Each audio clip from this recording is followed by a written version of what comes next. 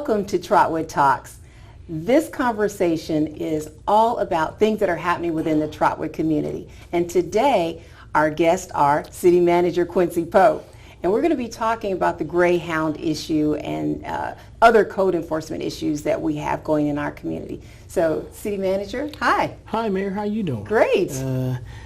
That's a great segue into our conversation. I definitely have some concerns. And one of those concerns being the Greyhound station. Greyhound has not been a good community partner to us. And we are consistently working with some property maintenance issues, dealing with the issues of the way the place looks on the outside. Our staff's been consistently meeting with their staff there to try to make improvements there for the way the place looks. Secondarily, the way people are treated at the Greyhound station. The other night at 11 o'clock at night, I find out that people were outside in 90-degree weather and couldn't get inside. Nobody was there, and they were waiting outside in that type of weather.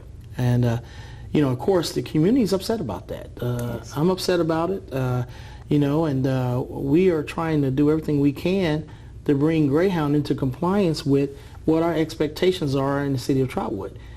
That, number one, that people are treated with respect. Yes. That's number one. And then number two, that they be a great community partner. And they haven't been a great community partner.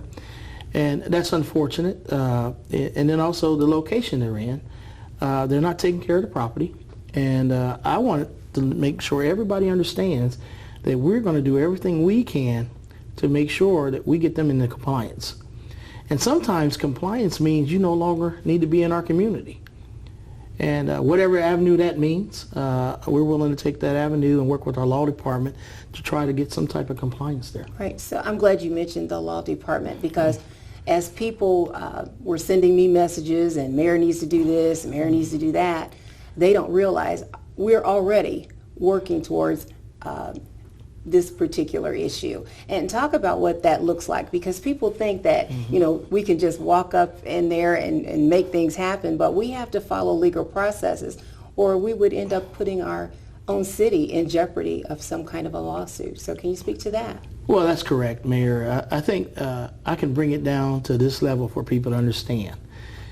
When you own a home, people just can't come walk up in your house. That's right. The police just can't come to your house, just walk in. They need a search warrant. Yeah. So even in the business community, there are legal ramifications that we have to follow in order to keep ourselves in compliance as a city. We just can't just walk into a place and tell them what to do in a free marketplace. Okay. But there are zoning rules and regulations that cities have that we have to hold them accountable to. And we're going to hold them accountable to that. If they don't adhere to those rules and regulations, then we will take the next legal step to take them in the common police court and try to get an injunction or to get them shut down, because they are a nuisance. Exactly. We believe that they are a nuisance, and we believe that we got a compelling case to be able to prove that. So we've had enough engagements with them on the staff level. So you all have been over there, you've talked to the people at hand, and basically what has been the information you've gotten from those individuals? Well, the information's been really none. We've went over myself and talked to the staff that's there in the Greyhound location there on Salem Avenue, but they don't have any ability to make any decisions. Management at the Greyhound is very difficult to have discussions with. I am currently working on now moving towards their corporate offices. I believe that we're going to have somebody hire in that company to make the changes that we need for our community in order to get something done over there. Okay. And City Manager, they're not the only bad partners in our community. We've got a few others. I get constant questions regarding Consumer Square. And can you speak to a little about what's happening with Consumer Square to help people understand we're involved in that as well? Right. I tell you, Consumer Square is an eyesore. It has been for many years. I know dating back to 2014, 2013. They're currently managed by Moonbeam Management Company. Moonbeam is another company that has not been a great community partner. They promised us in 2015 that they were going to come and make all these upgrades to that property. That's roughly 300,000 square feet. That they were going to redo the parking lot. That they were going to have businesses come in. They were going to lease the the retail spaces they had. Now the retail spaces are obsolete. Yes. They're outdated. There's been a lot of water damage there. They refuse to comply with our zoning ordinances, our rules. We have cited them. We have taken them to the next step, where we actually had our legal contact them. We were beginning to take legal action on them. The day they received our notification, they filed bankruptcy, Chapter 11, on January the 5th of this year. That now puts us in a holding pattern because they have a stay, which keeps us from doing anything until we can file through the courts to get a motion to release the stay. I've asked our law director to file that motion to get that stay released so that we can continue the actions that we're going to take to bring them into compliance. I mean, it's really a sad state of affairs when a company can come into your community like that and leave something like that and not be held accountable to it. They're not even, their corporate offices are nowhere near Trotwood. Right. You know, they're out of state, and it's very difficult to deal with people out of state. Well, they're actually out of the country. Out of correct? the country, that's right. Yeah. So those are some of the challenges that we have Yeah. there. But up and down Salem Avenue in our entire business district, we notice there is areas of disrepair, disinvestment in terms of how those areas look. How are we addressing those areas as well? Well, that's a great point. Thank you, Mayor. We finished a very comprehensive plan a couple of years ago. We just finished a robust strategic plan that we will be utilizing the strategic plan and comprehensive plan to drive the way we want Salem Avenue to look. Because Salem Avenue was in the township prior to the merger, there are a lot of zoning rules and regulations that were different than what the city is. Which I think is very important for people to understand why we have car dealerships next to a funeral home, next to a hair supply place. Right. You know, they just simply allowed people during that time to occupy those spaces without consideration as to whether or not these complement each other. Is that correct? That is correct. And now, what the city is saying now is that there's a way that they want the community to look. Yes. And it's not that way. Exactly. And so our plan that we went through, our robust strategic plan, is going to drive the way we want that to look along that business corridor. And some of those efforts have already been started taking place, where we're overhauling our code. We're looking at our zoning rules and stuff like that. And doing a comprehensive plan also talks about land use. So we're looking at those type of things. We've put some mechanism in place to maintain that there are certain things that we don't want on Salem Avenue in our business corridor. So that's how we're dealing with that. And those things take time. It didn't get like that overnight. That is from decades of allowing those type of things to be permissible. When now we're taking those efforts now to make changes, and it takes time. And so I would ask everybody to be patient with us as we move through those periods of transformation in the city of Trotwood. Exactly, and I think a lot of it comes with educating our public of what is acceptable and what is not acceptable. Because I heard people say on my media, well, Trotwood's becoming a new West Side. And I dare say, no, it is not. What has happened is the West Side has come to Trotwood, but they're going to meet a different level of attention than what the West Side of Dayton has. So, there's some real issues around that people think just because you don't have police all over the street, all over you all the time, that there are no rules. There are rules, but people don't realize that this is a suburb. That's right. And suburbs were never meant to be highly trafficked by police officers and all that kind of thing that you see in large cities. Sure. Well, Mary, that's a good point, because one of the challenges that we face as a city and community is that we sit 6 miles southwest on the border of a major and urban city, which is the city of Dayton. So we do suffer a lot of the challenges that they might have because it does come across our borders. And, so we are looking at mechanisms of trying to hold ourselves accountable, our visitors accountable. I can give you a good example of something that we're dealing with now. I noticed the last couple of years we were having this big litter issue in the city of Trotwood.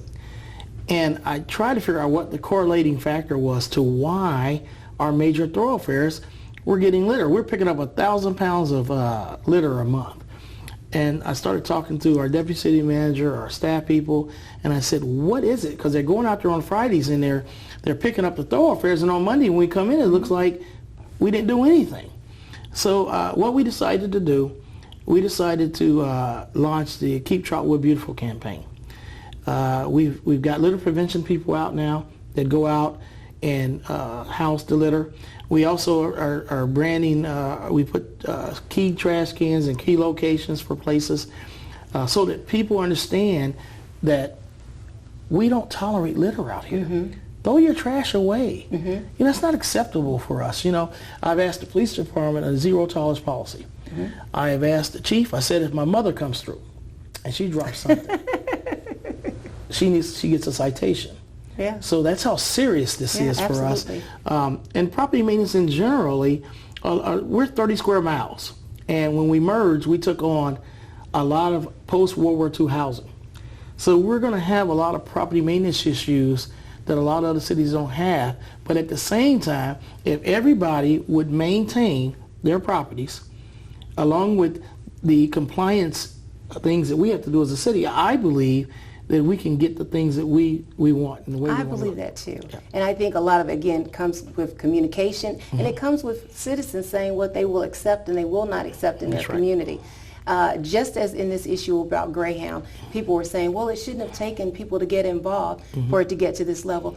I would dare say it takes people getting involved to help us bring spotlight and light on issues that are concerning to the citizens of Trotwood. Because mm-hmm. as much as we try to do things, citizens getting involved can get them done a lot faster. They can get them done a lot easier because we have to follow the letter of the law. And when we don't, we've got problems in that area. You're absolutely correct. You're absolutely correct, Mayor. And I really appreciate the citizen engagement.